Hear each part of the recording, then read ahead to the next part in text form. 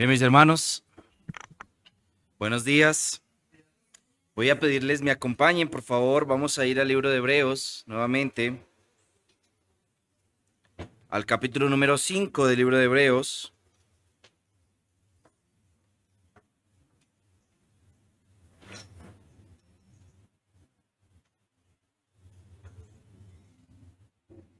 Versículo 11.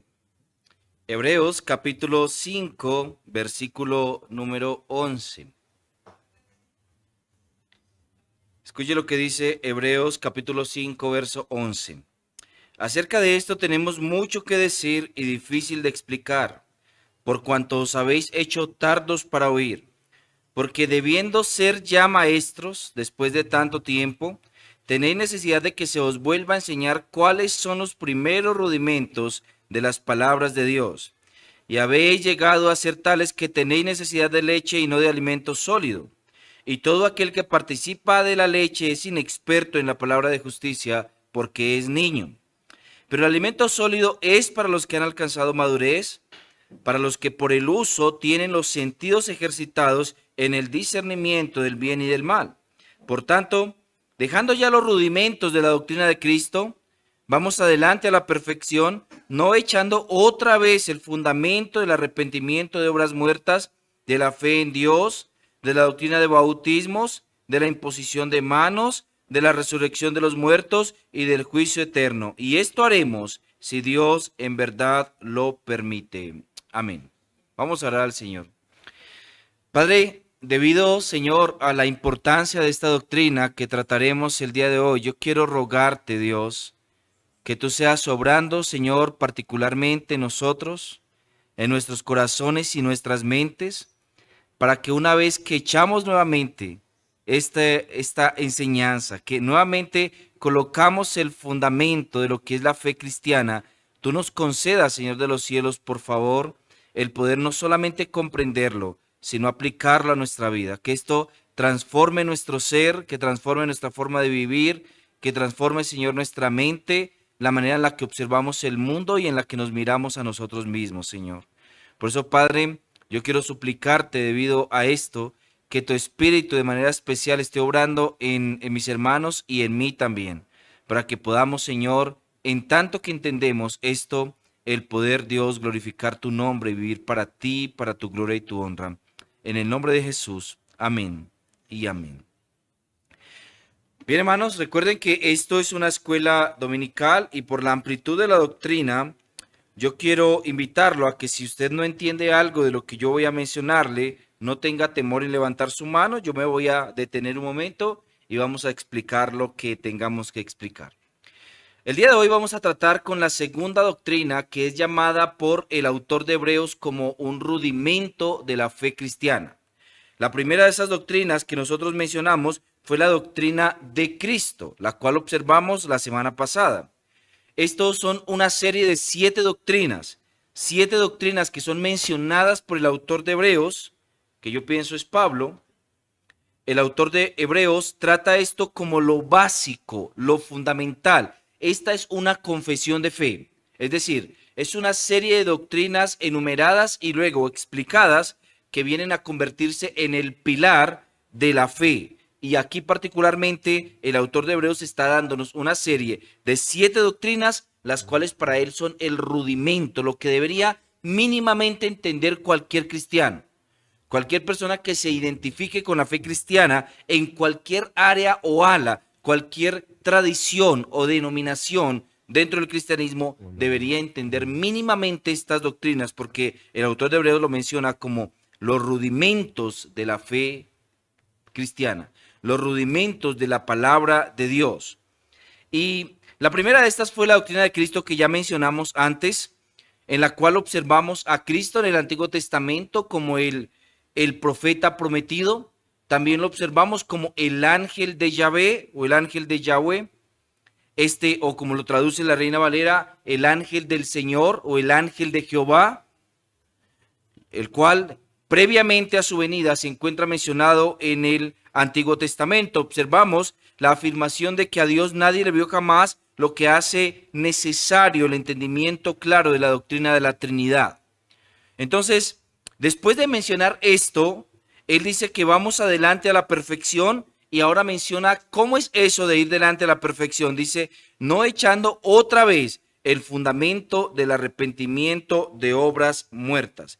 Y esa es una doctrina muy importante, la cual llamaremos la doctrina del arrepentimiento, aunque dentro de la teología y los textos de teología de nuestros días vamos a encontrarla como por ejemplo la amartología o vamos a encontrarlo como la doctrina de la salvación, que engloba también esto dentro de el entendimiento del arrepentimiento de obras muertas.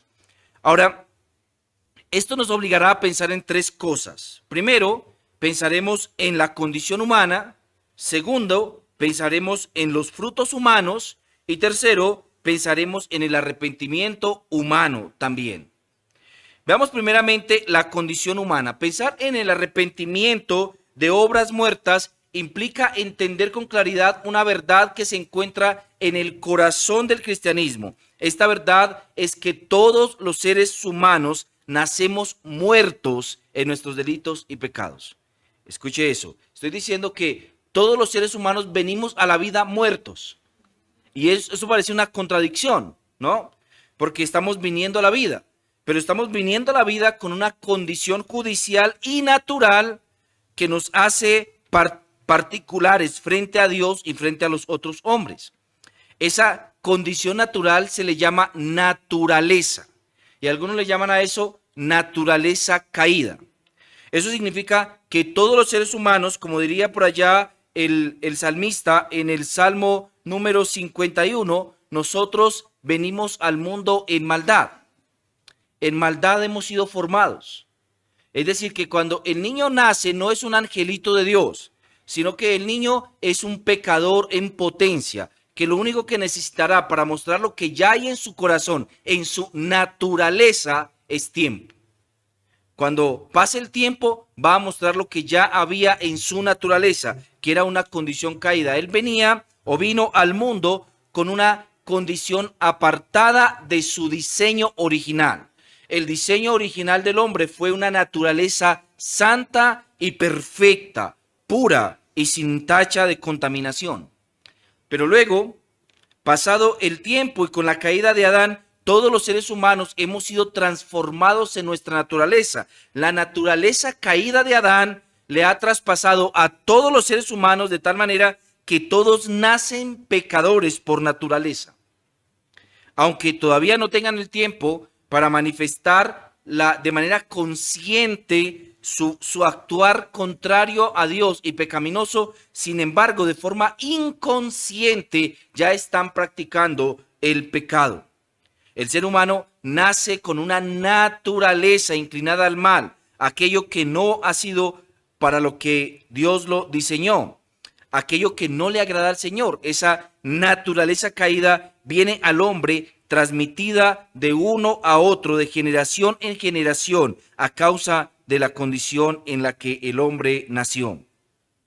Pero esa condición caída no es solamente en lo que respecta a su naturaleza por transmisión, sino que también él tiene una naturaleza o una condición por imputación, su imputación judicial.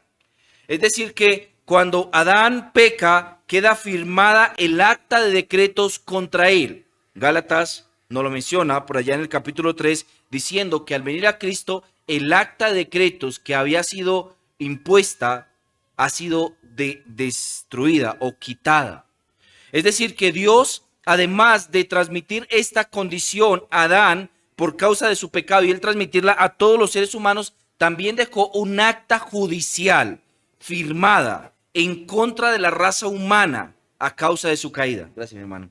Todas las personas de la raza humana, todas ellas, cuando vienen al mundo, tienen un acta judicial condenatoria. Es decir, Dios ya los ha condenado. Y están condenados a la muerte porque la paga del pecado es la muerte. Así que todos los seres humanos, independientemente de su edad y de su tiempo de concepción, tiene un acta firmada en su contra que le hace culpable. Dios dice culpable. Y tú dices, es un angelito. Dios dice culpable. ¿Sí? La razón por la que esto ocurre es porque somos parte de la raza humana. Y al ser parte de la raza humana, tenemos que observar que Dios no juzga a los hombres de manera individual únicamente, sino que también lo hizo de manera general. Si bien nosotros tenemos la promesa en Ezequiel capítulo 18 de que tras la venida del Mesías, cada cual sería juzgado por su pecado, porque la nación de Israel dejaría de existir. Sin embargo, eso no deja sin ningún tipo de efecto la condenación que recibió Adán y también su descendencia. Adán y también su descendencia fueron culpados por el Señor. Él y todos los suyos. A eso a veces le llaman representación federal. Es decir, que Adán representaba a todos los seres humanos y lo que Adán hiciera, eso representaría también a todos los seres humanos. Todos nosotros estábamos representados en Adán. Dios elige a Adán como el representante federal de toda la raza humana y los buenos actos de Adán serían nuestros buenos actos y los malos actos de Adán serían nuestros malos actos. Es decir, que él como representante federal representó a toda la raza humana y lo que él consiguió, lo consiguió para toda la raza humana. Así entonces, cuando Adán fue judicialmente condenado por Dios, aunque no haya recibido inmediatamente la muerte física, dejó, sin embargo, condenado a todos los seres humanos, independientes de su lugar de procedencia, independientes de su fe, de su cultura, de sus tradiciones. Todos los seres humanos están expuestos a la muerte. Y esto se debe a que todos tienen una sentencia judicial condenatoria. Además, esa sentencia judicial condenatoria implicaba que los seres humanos estarían apartados de Dios por la eternidad, a no ser que actuaran conforme a la voluntad y naturaleza de Dios. La naturaleza de Dios es santa, perfecta y pura. La única manera en la que el ser humano sería justificado delante del Señor es que su naturaleza fuera santa, perfecta y pura. Ahora, en esa condición, el ser humano quedó incapacitado para poder lidiar con su corrupción. Entonces, cuando hablamos del arrepentimiento de obras muertas, estamos implicando necesariamente que la condición humana es corrupta, radicalmente corrupta. Déjeme explicar eso. Algunos le llaman también depravada, que me gusta más, depravada totalmente. Es decir, el ser humano quedó totalmente depravado. Eso significa no que el ser humano es todo lo malo que puede llegar a ser. Eso significa que el ser humano ha quedado corrupto o depravado en todas las áreas de su vida. Su mente ahora quedó depravada, su voluntad ahora quedó depravada y sus emociones también quedaron depravadas. Es decir, que el ser humano no piensa como tiene que pensar, no siente como tiene que sentir y no actúa como tendría que actuar. Todas las áreas de su alma, todas las áreas de su ser quedan afectadas por el pecado. Así que sus emociones se encuentran corrompidas, sus pensamientos se encuentran corrompidos y sus actos también se encuentran corrompidos. En todo, en la totalidad, el ser humano quedó afectado. Eso también quiere decir, por supuesto, que el ser humano quedó incapacitado. Es decir, que a causa de su condición, él quedó incapacitado para volver a estar en el estado anterior por su propia cuenta. Él no va a lograr ya de ninguna manera regresar a su condición original, a su condición de creación. Él ahora está incapacitado para venir a Dios y por implicación, esto le impide el querer venir a Dios. El ser humano ni quiere venir a Dios, ni puede tampoco venir a Dios. Ha quedado incapacitado para hacer eso. ¿Por qué ha quedado incapacitado el ser humano? Bueno, en primera instancia, porque ha quedado alejado de Dios. El hombre y Dios han roto relaciones, de tal manera que el ser humano quedó distante del Señor. Y el ser humano ahora piensa, a causa de su corrupción, él piensa que cuando quiera y como quiera, él va a poder acercarse a Dios. Entonces el ser humano plantea ideas como, esta es la forma en la que yo creo en Dios. Yo creo en Dios a mi manera. El ser humano plantea dentro de su mente ilusiones, porque él piensa que cuando él quiera puede venir a buscar a Dios. Él cree además de eso que conforme él plantea las cuestiones, así son correctas para con Dios. Él plantea su propia forma de culto y su propio ser de culto también. Así que él cree que puede adorar a Dios según su propia voluntad y como él lo plantea. Pero Dios ha dicho al ser humano la forma en la que él puede adorarle y la forma en la que él puede acercarse a él. Solo esa. Ahora, el ser humano ha quedado incapacitado por sus fuerzas y su voluntad. El ser humano no puede acercarse a Dios. Por sus propias fuerzas, él no logrará acercarse a Dios. ¿Qué significa por sus propias fuerzas? Significa a su manera, como él lo piensa, como él cree. Pero él no puede acercarse a Dios. Está incapacitado. Esta discusión se planteó en el siglo I y ha pasado mucho tiempo de allá a acá. Ha existido mucha tela por cortar, que se ha cortado, perdón, desde allá hasta acá, en la que se ha discutido muchísimo esta condición del ser humano. En sus comienzos se planteó el debate entre Pelagio, bueno, antes incluso se planteó el debate también entre los arrianos. El pensamiento era el pensamiento de si el ser humano por su propia condición ha quedado totalmente muerto de tal manera que no puede responder al llamado de Dios, o si sí puede responder al llamado de Dios. Entonces, frente a esto se planteó la idea de qué o cómo ha quedado la voluntad del ser humano. ¿Puede él responder al llamado de Dios o no puede responder al llamado de Dios? Una parte implicada en la discusión afirmaba que el ser humano sí puede responder al llamado de Dios. Y la cuestión eran las preguntas que esto generaba. Si el ser humano sí puede responder por su cuenta al llamado de Dios, entonces, ¿está muerto realmente el ser humano o está enfermo el ser humano? Porque si él puede responder al llamado de Dios es porque no está muerto, sino enfermo. Otra cosa que se planteó es la idea de cómo vienen los seres humanos al mundo. Vienen los seres humanos al mundo con la capacidad de responder a Dios, porque si Dios les manda a hacer cosas, debe ser porque ellos pueden hacerlas. O ha venido el ser humano al mundo ya afectado por el pecado de tal manera que no puede responder al llamado de Dios y Dios le manda al ser humano a hacer cosas que él no puede hacer. ¿Puede el ser humano hacer cosas hacer las cosas que Dios le manda a hacer? Está capacitado por su propia condición el ser humano para hacer aquello que Dios le ha mandado a hacer, o no ha quedado facultado para hacer aquello que Dios le manda a hacer. La condición del ser humano, corrupta en su naturaleza, ahora plantea la pregunta: ¿el ser humano puede o no puede hacer las cosas que Dios manda a hacer para ser salvo?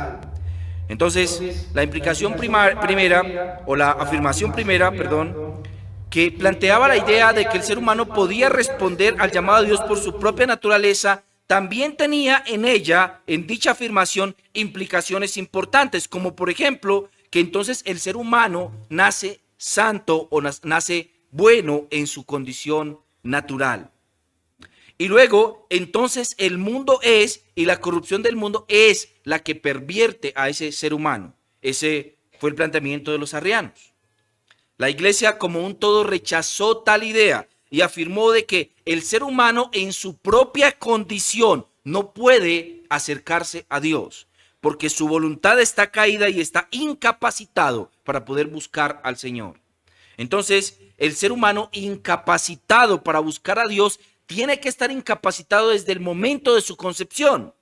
Así que él tiene que nacer, como diría el salmista, muerto en sus pecados. En maldad ha sido formado, o, como lo diría más adelante, apartado desde la matriz. Es decir, desde el momento en el que el ser humano es creado por el Señor dentro del vientre de su madre, desde ese momento él tiene un acta judicial condenatoria que le va a llevar a la muerte. Es decir, el Señor le ha dicho culpable.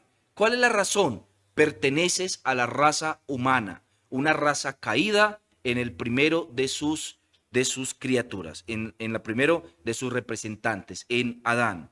Pero además de eso, también ha quedado con lo que algunos llaman la semilla del pecado original. La semilla del pecado original no es el pecado original, sino que la semilla del pecado original es la condición original del hombre que le inclina ahora hacia el mal, hacia el pecado, hacia lo que es contrario a Dios. Entonces, cuando hablamos del arrepentimiento de obras muertas, estamos diciendo que debemos en primera instancia reconocer que nuestra condición como seres humanos, por el solo hecho de ser humanos, es contraria a Dios y malvada por naturaleza. Nosotros no somos buena gente que hace cosas malas. Nosotros somos mala gente que hace cosas buenas. Y esa condición natural en el ser humano es una condición que lo ha separado de Dios, lo aparta del Señor y lo invita, además de apartarlo del Señor, lo invita a que actúe contrario al Señor. Esa condición natural humana le dice al hombre que tranquilo, que él puede adorar a Dios en sus propios términos, que él puede adorarlo como él piensa que puede adorarlo, que él puede acercarse a Dios cuando él quiera y que su condición no es tan mala, solo que todavía no es el tiempo. Entonces, su mente lo engaña haciéndole pensar que todavía no es el tiempo de buscar a Dios, pero su condición natural no va a desear buscar a Dios nunca. Él no va a acercarse a Dios en los términos de Dios nunca, porque está muerto en sus delitos y pecados. Él no es un enfermo agonizante en una cama. Él es un muerto tirado en la mitad de la sala de su casa, a quien Dios tiene que entrar rompiendo la puerta de su casa y dándole un espíritu nuevo para que entre en él y le dé vida. Él no está enfermo y necesita curarse. Él está muerto y necesita revivir. Pero además de esto, cuando hablamos del arrepentimiento de obras muertas, estamos hablando de los frutos humanos, que es nuestro segundo punto. ¿Cuáles son los frutos humanos? Los frutos humanos son frutos humanos negativos para mal y son frutos humanos positivos para mal. Déjeme repetir eso. Los frutos humanos son frutos humanos negativos para mal y son frutos humanos positivos para mal. Los frutos del hombre, cualquiera sean, buenas obras y malas obras, actúan para su propio mal, porque le hacen pensar al ser humano que por su propia condición se van a poder acercar a Dios. Déjeme demorarme un segundo, un poquito de tiempo allí en los frutos humanos negativos para mal. Estoy hablando de las obras de la carne. Los frutos humanos, que son las obras de la carne, son frutos humanos negativos para mal. La Biblia no escatima espacios para hablar de ellas. En una y otra ocasión, la Escritura nos habla de esos frutos de la carne, esos frutos que son negativos y son para mal. Pero déjeme mencionárselos. Dice, por ejemplo, Gálatas 5. Digo pues, andad en el Espíritu y no satisfagáis los deseos de la carne. Porque el deseo de la carne es contra el Espíritu y el del Espíritu es contra la carne. Y estos se oponen entre sí para que no hagáis lo que quisiereis. Pero si sois guiados por el Espíritu, no estáis bajo la ley. Y manifiestas son las obras de la carne, que son adulterios,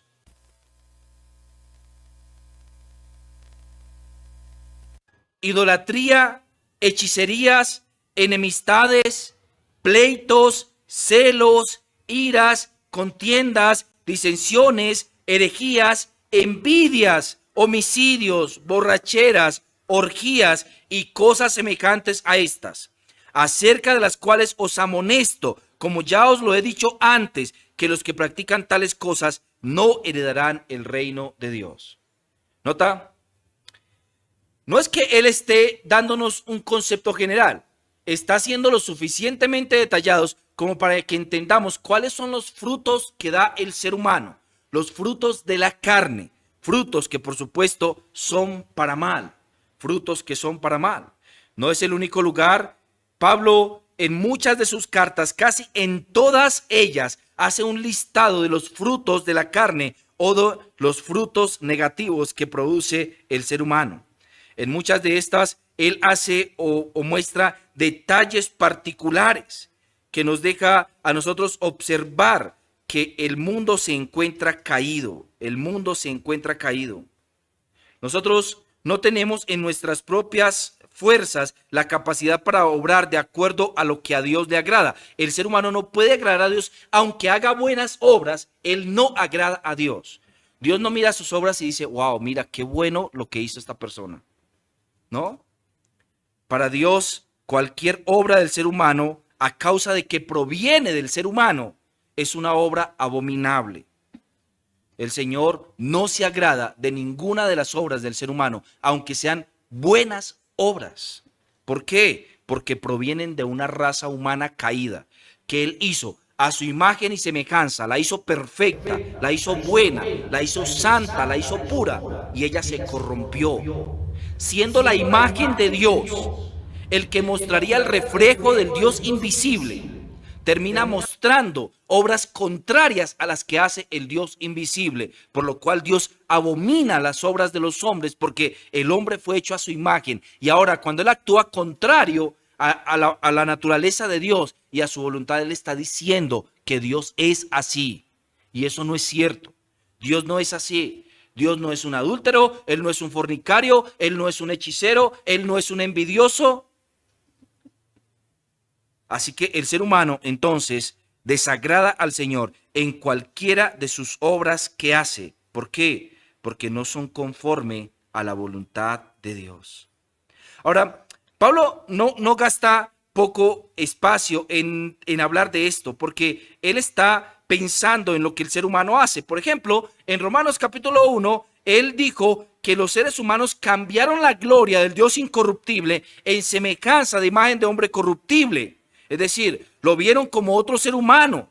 Luego dice de aves, de cuadrúpedos y de reptiles. Lo figuraron como si él fuera un animal.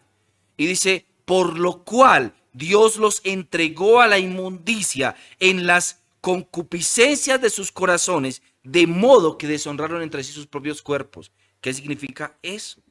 Escuche lo que dice, ya que cambiaron la verdad de Dios por la mentira, honrando y dando culto a las criaturas antes que al Creador, el cual es bendito por los siglos. Amén.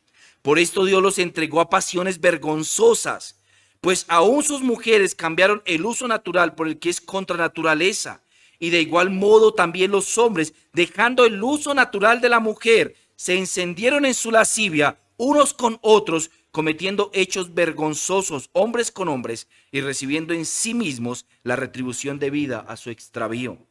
Y de igual modo, y como ellos no aprobaron tener en cuenta a Dios, Dios los entregó a una mente reprobada para hacer cosas que no convienen, estando atestados de toda injusticia, fornicación, perversidad, avaricia, maldad, llenos de envidia, homicidios, contiendas, engaños y malignidades, murmuradores, detractores, aborrecedores de Dios, injustos, soberbios, altivos, inventores de males, desobedientes a los padres, necios, desleales, sin afecto natural, implacables, sin misericordia, quienes habiendo entendido el juicio de Dios, que los que practican tales cosas son dignos de muerte, no solo las hacen, sino que también se complacen con los que las practican.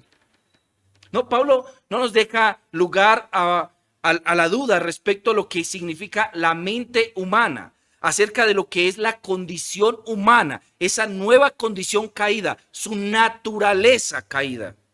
Entonces, los frutos que da el ser humano, los frutos del hombre, los frutos humanos son negativos cuando se refiere a lo malo, pero también son negativos o son infructuosos o son malos cuando se refiere a frutos positivos.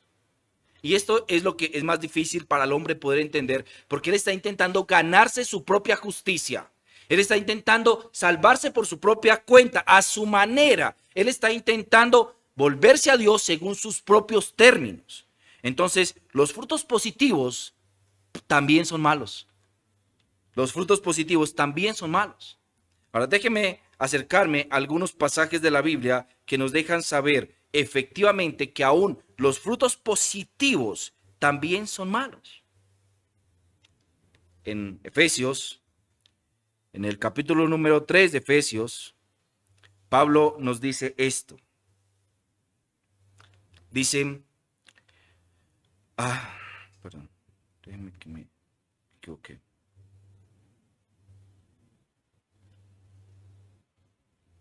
Escuche lo que dice.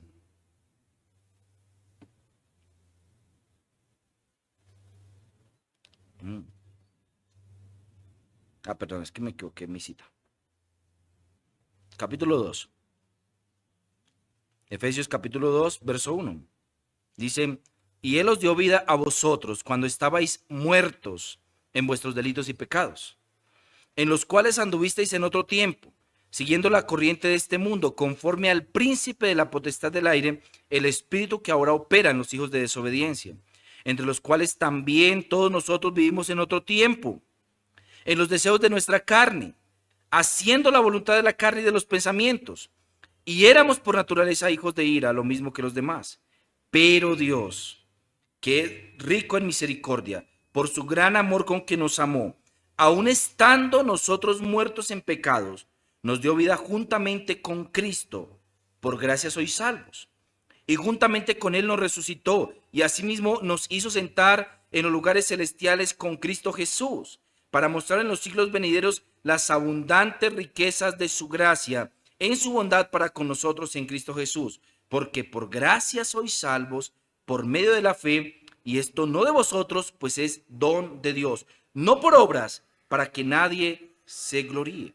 Y recuerda que lo que utiliza el autor de Hebreos es la frase obras muertas, arrepentimiento de obras muertas. Y él está mencionando aquí que somos salvos por la fe, no por las obras, ¿no?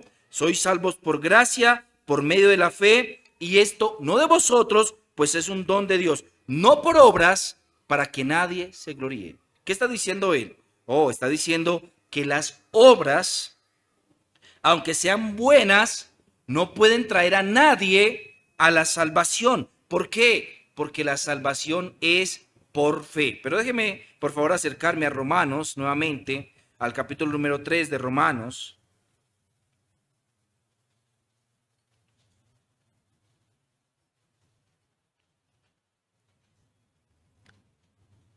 Escuche lo que dice, verso 21, Romanos 3, 21.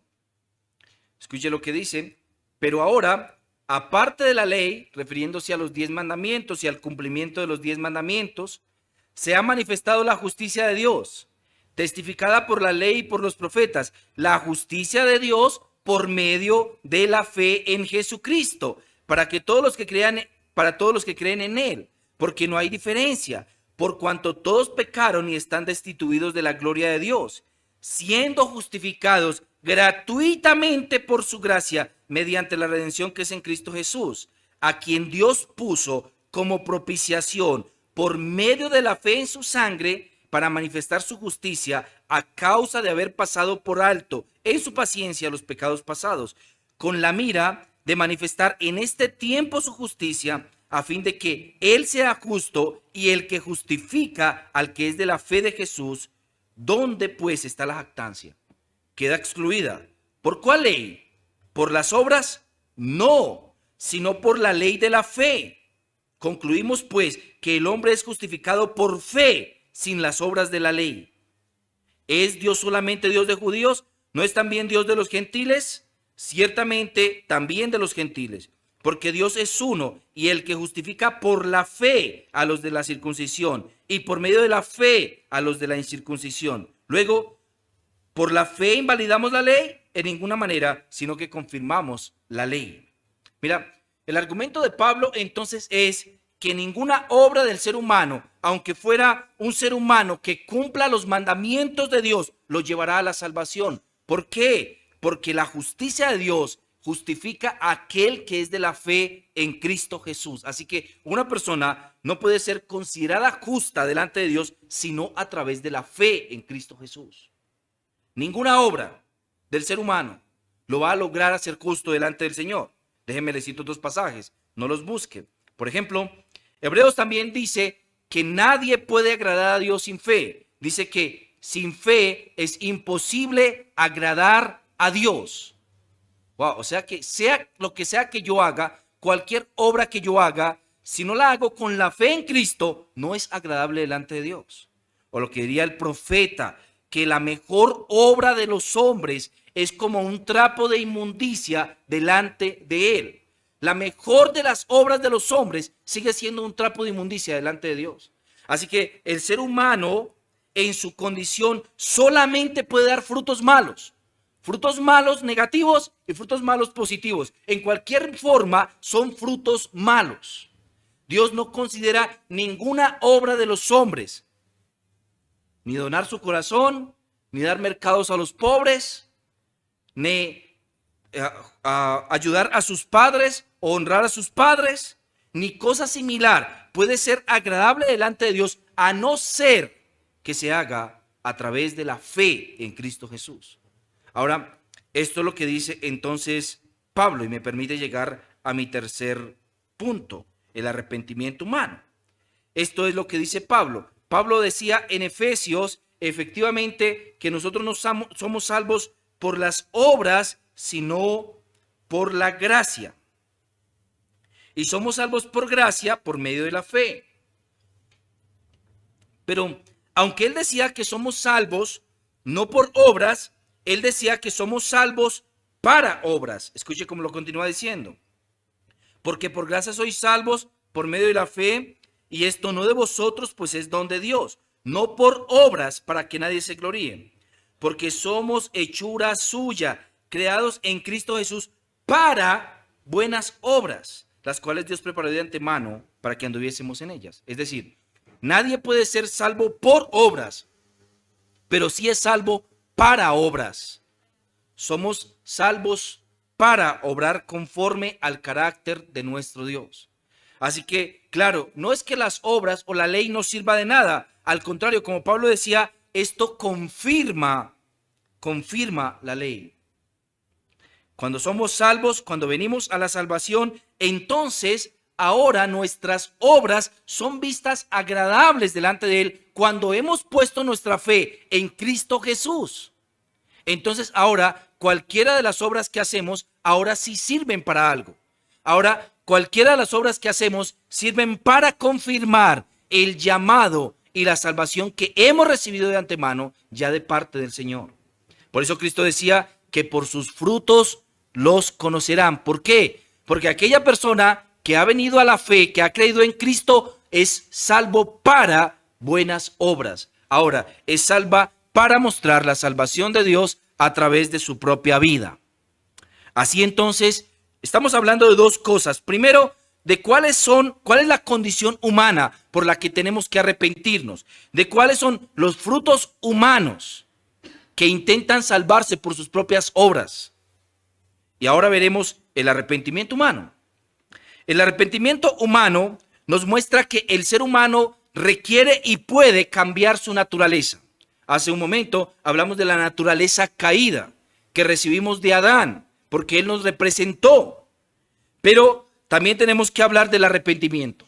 El arrepentimiento es un cambio de camino, es un cambio de rumbo, es apuntarle correctamente al blanco. El arrepentimiento es dejar de tirar flechas a lo loco a cualquier lado y tirarlas a su lugar correcto. El arrepentimiento entonces es un cambio de vida, un cambio de ser. No, esto no se refiere cambiar lo que hacemos, esto se refiere cambiar lo que somos, que es distinto. Usted puede dejar de tomar, usted puede dejar las drogas, usted puede dejar de ser un mentiroso, usted puede dejar sin arrepentimiento alguno. Y usted puede hacerlo por la ayuda de un psicoterapeuta, con la ayuda de algún tipo de programa. Usted puede hacer eso, pero el arrepentimiento tiene dos cosas. Lo primero que tiene el arrepentimiento es mucho dolor por su pecado. El arrepentimiento tiene mucho dolor por su pecado y luego el arrepentimiento tiene un cambio de camino. Estas dos cosas están presentes en el arrepentimiento. El arrepentimiento que solo tiene dolor se le llama remordimiento. Hay dolor, pero no hay cambio. ¿Sí? La persona dice, yo me arrepiento de esto y puede profesarlo y puede decirlo, pero no lo cambia realmente. o lo reemplaza por otra cosa igual de perjudicial. Eso es remordimiento. Pero el arrepentimiento va más allá, sube un escalón más. Y es que además del remordimiento y del dolor por el pecado, el arrepentimiento tiene un cambio de vida, un cambio de camino. Y para que eso ocurra, entonces tú tienes que nacer de nuevo. Nadie puede arrepentirse delante del Señor sin haber creído en Cristo Jesús. ¿Escucha eso? Pero déjame agregarte algo. Nadie será perdonado por Dios si no es a través de la fe en Cristo Jesús. El arrepentimiento demanda un sacrificio.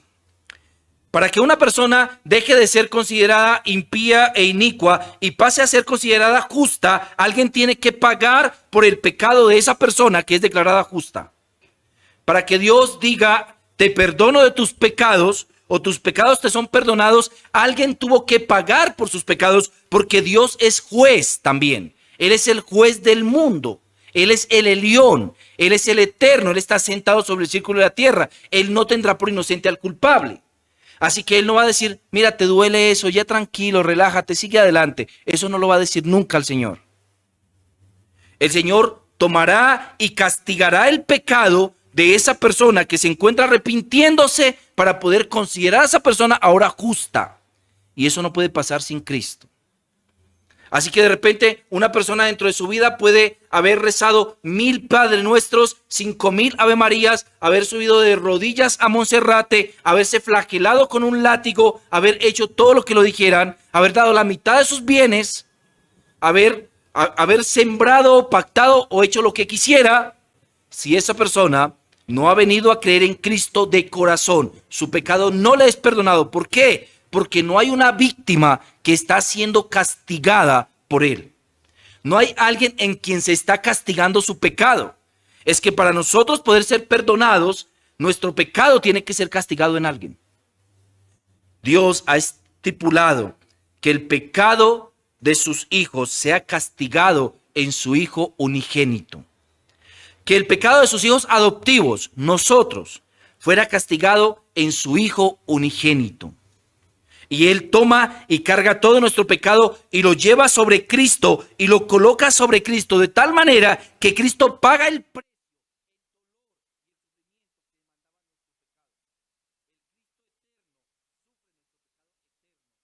Nosotros seamos perdonados. Una persona de repente puede cambiar de vida, sí. Esa persona puede abandonar vicios, puede dejar de hacer cosas pecaminosas por medio de métodos humanos, pero esa persona nunca será reconciliada con Dios por eso. Buenas obras de los hombres para con los hombres son vistos. Nunca una buena obra de los hombres para con Dios será vista si no es a través de Cristo Jesús. Hay gente que tiene fundaciones, programas para sacar a los indigentes de su condición, para dar mercados a la gente más necesitada, para proveer órganos para las personas que necesitan trasplantes, para proveer económicamente para los países en condición más vulnerable. Ninguna de estas obras los llevará al cielo. Y si bien son una obra buena del hombre para con el hombre, ninguna obra del hombre para con el hombre los llevará a Dios. La única forma en la que podemos acercarnos a Dios es naciendo de nuevo. ¿Y cómo hace un hombre viejo para volver a nacer de nuevo, maestro? ¿Eres tú maestro de Israel y no sabes esto? Lo que nace de la carne, carne es. Lo que nace del espíritu, espíritu es. La única forma en la que el hombre puede nacer de nuevo y ser reconciliado con Dios es que él nazca del espíritu. Y la única forma de nacer del espíritu es escuchando el evangelio, creyendo el evangelio y aplicando el evangelio.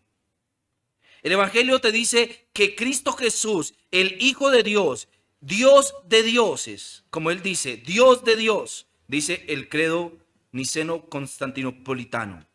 Él es Dios de Dios. La única forma en que tú puedes nacer de nuevo es observando cómo Dios promete venir al mundo, hacerse un hombre como nosotros, el buen pastor, y muriendo en la cruz del Calvario, dar vida a todos aquellos que crean en él, como lo diría el Señor. Porque así como la serpiente fue levantada en el desierto, y todo el que miraba a la serpiente de bronce, cuando lo había mordido una serpiente, era sanado. Al mirar a la serpiente de bronce, todo aquel que mire al Hijo, a Cristo, levantado en la cruz del Calvario y crea en él, será curado de la mordedura mortal de la serpiente antigua, Satanás, y será puesto en el lugar de los hijos de Dios. Entonces, lo que estoy diciendo es que la única forma en que una persona puede nacer de nuevo es creyendo en Cristo Jesús, el crucificado, y creyéndolo de verdad, de corazón, y luego profesándolo con su boca. Pablo dice que con el corazón se cree, ¿no? Y con la boca se confiesa. No es hablar de Cristo, ni mencionar a Cristo. Es creer en él de corazón, en cada cosa que ha sido dicha sobre él, sobre su persona, en quién es él, el que desde el principio de la Biblia es prometido, al que se dice que aplastará la cabeza de la serpiente. Creyendo en él, en este Cristo, nosotros podemos nacer de nuevo. Y esto no por obra humana, sino por una obra divina. El Espíritu Santo va a colocar su espíritu dentro de nosotros y va a cambiarnos, a hacernos otro. Él arrancará de nosotros esa vieja naturaleza, ese viejo hombre, y pondrá un nuevo hombre. Ese nuevo hombre actuará conforme a la voluntad del Señor, le agradará, y aunque todavía peca, él ya no es un pecador. Ahora él es un pecador redimido. Ahora él es alguien que peca, pero esa no es su naturaleza. Ahora él ha sido colocado en la naturaleza restaurada o regenerada de los hijos de Dios. El arrepentimiento de obras muertas implica que nosotros no consideramos que alguna obra en el mundo nos podrá acercar a Dios, que lo que hacemos bueno por los pobres, por los necesitados, por nuestros padres, que porque no adulteramos, o porque no decimos mentiras, o porque no cometemos actos de desear las cosas del prójimo, de codicia. No por eso nosotros vamos a ser salvos. No por eso nosotros vamos a ser salvos. El arrepentimiento de obras muertas implica necesariamente que entendemos que ninguna obra nos va a hacer ver bien delante de Dios. Solo una cosa, el colocar nuestros ojos y nuestra fe en Cristo Jesús. Y ese nuevo hombre produce buenos frutos, frutos de justicia. Ese nuevo hombre ahora actúa, hace buenas obras para la gloria de Dios. Él fue hecho para eso. ¿Por qué? Porque el Señor había preparado esas buenas obras de antemano para él. Hermanos, aquí hay una distinción entre buenas obras y malas obras. Aquí hay una distinción entre obras que son agradables al Señor, por pequeñas que sean, y obras que son desagradables al Señor, por grandes que sean. Ninguna obra podrá justificar al hombre, solamente la fe en Jesús. No podemos echar ese fundamento otra vez. No podemos echar eso dos veces, como diría el autor allí en Hebreos. Eso nosotros no lo podemos hacer dos veces. Solo una vez y para siempre nos arrepentimos de nuestro pecado y buscamos al Señor. Escuche como lo decía, vamos adelante a la perfección. Nos estamos santificando cada día más. No echando otra vez el fundamento del arrepentimiento de obras muertas. Nos hemos arrepentido de esas obras, de las malas, de las negativas para mal, y también nos hemos arrepentido de las positivas para mal. Nos hemos arrepentido de cualquier obra que hiciéramos pensando que ella nos iba a acercar a Dios, porque al Señor solamente nos podemos acercar a través de la fe en Cristo Jesús. Amén.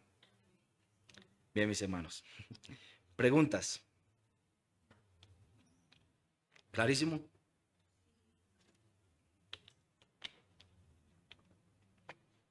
¿Nada que decir? Bien. Entonces, Fernando.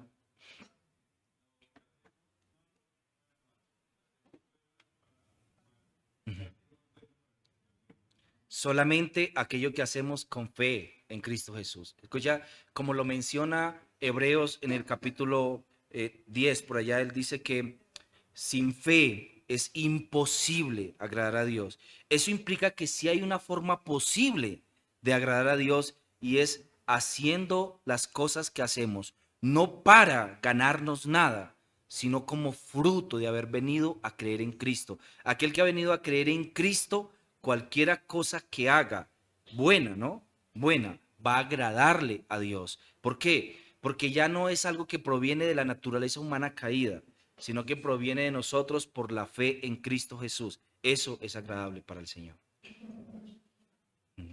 Bien, bien, no más.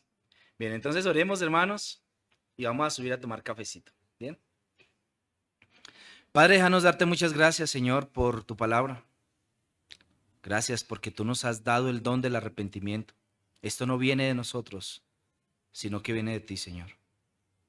Gracias porque antes nos deleitamos en las obras de la carne, en fornicación, envidias, hechicerías, adulterios, disensiones.